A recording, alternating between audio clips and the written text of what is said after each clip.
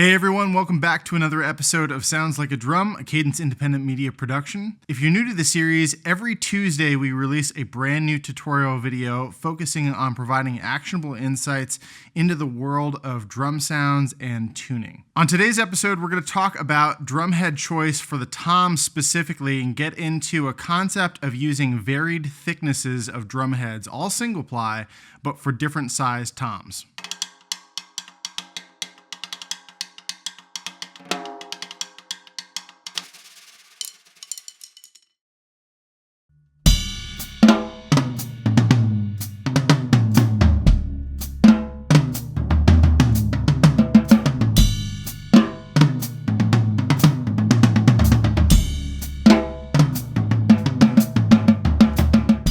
Over the course of the last few years, it seems like there's been a little bit more wide acceptance for the idea of using different drum heads on different toms within the same setup. I think earlier on there was much more of that need to please everyone from an aesthetic standpoint, making sure that you're using the same looking heads on every single drum.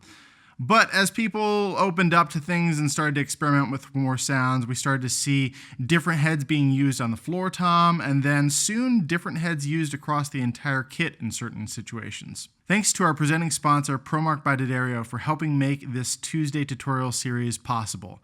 If you're interested in additional content, we have lots more on our Patreon. Check out the link in the description below. Up until about 10 years ago, there weren't a lot of options when it came to single-ply drumheads on the market. You had some 6.5 mil, there were some 7 mil, I believe some 7.5 mil, and then 10 mil. But 10 mil was really the thickest that it was going. Then Evans released the G Plus series, which later became the G12 series, and Remo launched their Ambassador X as kind of a response to that. And continually, the companies launched more and more thicker single-ply drumheads. Now this opened up to a new possibility for different thicknesses of single-ply heads depending on the size of the drums being used. Today we've got an Evans coated G1 on the 10-inch tom, and that's a 10 mil single-ply drum head. Then on the 12-inch tom, we've got the G12, which is a 12 mil single-ply drum head. And then on the 16-inch floor tom, we've got the G14, which is a 14 mil single-ply drum head. The idea behind going with thicker drum heads for larger drums is because that additional mass, while it requires a little bit more force to put it in motion, also provides a lower frequency response, so it has more of that fundamental presence. I really like using this for more of a fusion kind of modern pop sort of sound. The toms are open, they're resonant. Today we've got them tuned with the Reso heads tuned about a minor third above the batters. Let's hear what all of these drums sound like on their own individually, and then let's put them into the context of a bit of a groove.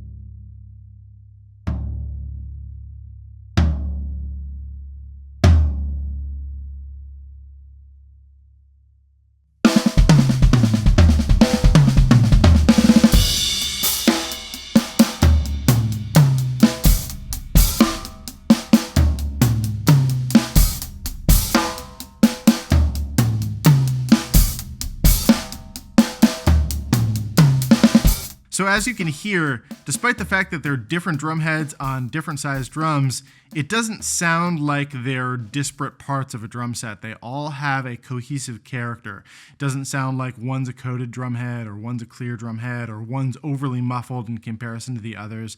They all have a really nice balanced sound. And this concept of using varied thicknesses of drum heads depending on the size of the drum really harkens back to the use of different thicknesses of calf skin on timpani. This same approach, of course, came into play with the use of calf skin and other animal hide drum heads on a drum set over the course of time before the release of synthetic drum heads. This is a concept that I stumbled upon for drum set as soon as and this was back when I was still working at Evans Drumheads, released the G14 series. And the idea there was we wanted to have an open single ply drum head that was still super durable and had a little bit more of a throaty kind of sound to it. Now, I found that, at least in my opinion, the thicker drum head, specifically on a larger floor tom, so a G14 on the 16-inch floor tom, doesn't have a very wide tuning range. So one thing you might want to experiment with if you're going to try this out is maybe go to a double ply setup for the floor tom. If you still want to have a open resonant tone and the attack isn't super important to you,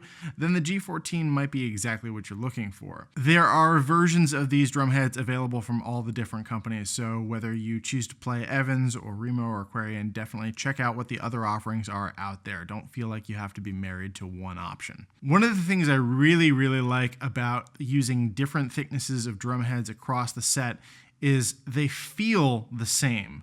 Like each drum feels exactly the same as the next one, which is really convenient, especially if you're playing faster stuff or things that really incorporate a lot of toms into the grooves. Maybe you're doing a lot of fills, whatever the context may be. Maybe it's a more melodic playing kind of scenario. I've found that having that continuity of feel really allows you to focus on what you're playing and not so much the change in technique that's necessary, specifically when moving from like a smaller rack tom over to a larger floor tom.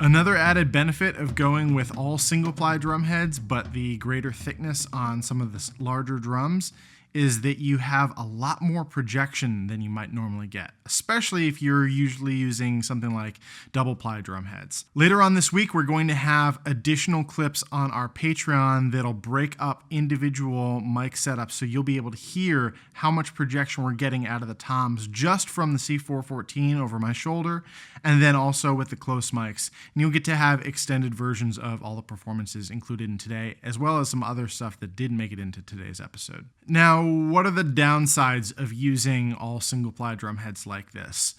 Of course, if you're a heavier hitter, yes, they are more susceptible to damage. I've found that, especially because I'm only using a 10mm drum head on the 10-inch tom, that does pretty fine for me. Like, I don't have to worry about putting a lot of dents in it or anything like that, especially because I'm not tuning these super low. They're all really within a range that works nicely for them. Like, I don't have a G1 tuned ultra low on the floor tom.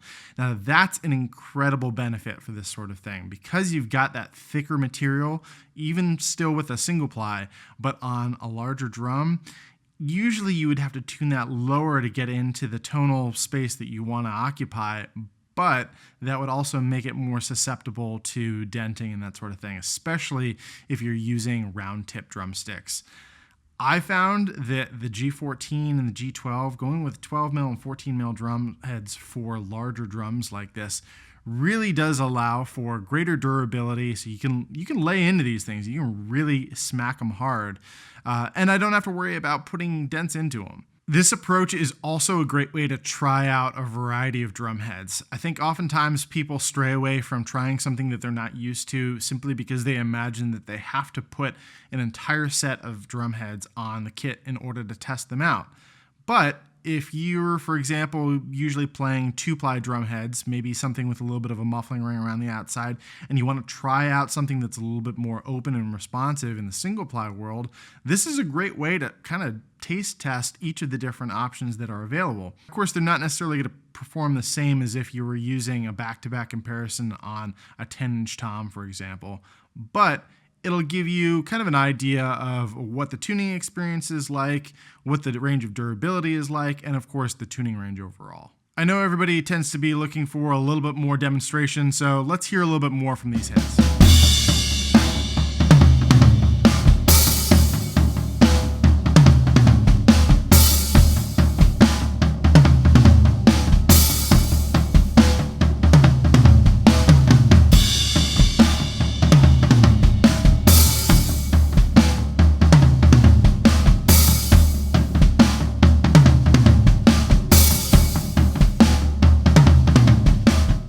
take this even further if you wanted to and try using varied thicknesses of single ply heads on the resos as well. Personally, I feel like using just simple 10 mil clear resos works really well for this setup. You could also use coated heads. I've used the Reso 7s with this particular setup and really been happy with the performance overall. I don't think I would use a 14 mil drum head as a reso, particularly with this setup, just because I think that it would be a little bit too much. I'd have to hit the drum really hard to get that thing into motion.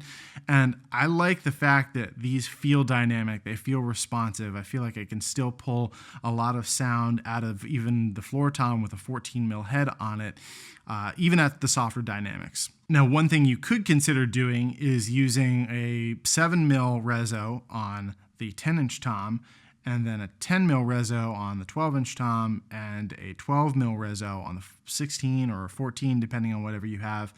And that might work out a little bit better for you, just in terms of not choking out the drum and still being able to provide a nice dynamic range overall. This particular configuration of graduated thicknesses of drum heads has been my favorite setup for quite some time now. I go back and forth between using 2-ply on the batter and using different configurations of 1-ply, but I always know that I really enjoy the sound and the overall feel of using varied thicknesses around the full set. Now, as I mentioned earlier, you don't have to go with this particular configuration, and there's nothing that should say that you can't mix and match between single ply and double ply. You might find that depending on your playing style and how you're actually incorporating toms into the musical context that you're performing under, you might not necessarily need to have all the toms matching in sort of a timbral space that sounds like they all have the same character. If you're doing a lot of floor tom stuff where it's like riding on the floor tom or fills back and forth between the floor tom, the kick, and the snare drum, then maybe that can occupy more of its own space. And this is why, of course, we've seen more people experiment with using the 16-inch EMAD as a floor tom batter head, or any kind of other configuration. You'll see people using hydraulics or pinstripes or other heads on their floor tom where they're going for a little bit more of a controlled sound, and then maybe something more like a G2 or an Emperor up on the rack toms. So a lot of this should hopefully serve as some inspiration for you to just try different combinations of things. If you really like how a drum sounds with a particular head on it, cool, that's great. You don't have to use the same thing across the entirety of the kit. If you'd like to hear more playing examples and different combinations of the microphones used, some A/B comparisons, all that stuff, we'll be adding that onto our Patreon over the course of the coming week. So please do give us some support over there. We would greatly appreciate it. Thanks again to our presenting sponsor, ProMark by D'Addario, and thank you, everyone who's stuck with us over the course of the last year and a half. 73 episodes we've got under our belt now, and it really just means the world to us that you've been there supporting us. If this is your first episode of Sounds Like a Drum, then thanks so much for tuning in and sticking around all the way to the very end. We've got a little extra playing for you at the end here. Please do like the video, comment, let us know, have you ever tried different drum heads on different drums? Have you done different thicknesses of single ply or maybe even double ply drum heads across the toms to be able to get a nice balanced sound or response from them? And of course, if you aren't already, make sure that you subscribe to the channel and tap on that bell icon to make sure that you receive a notification every time we release brand new videos. Thanks again, and we'll see you on the next one.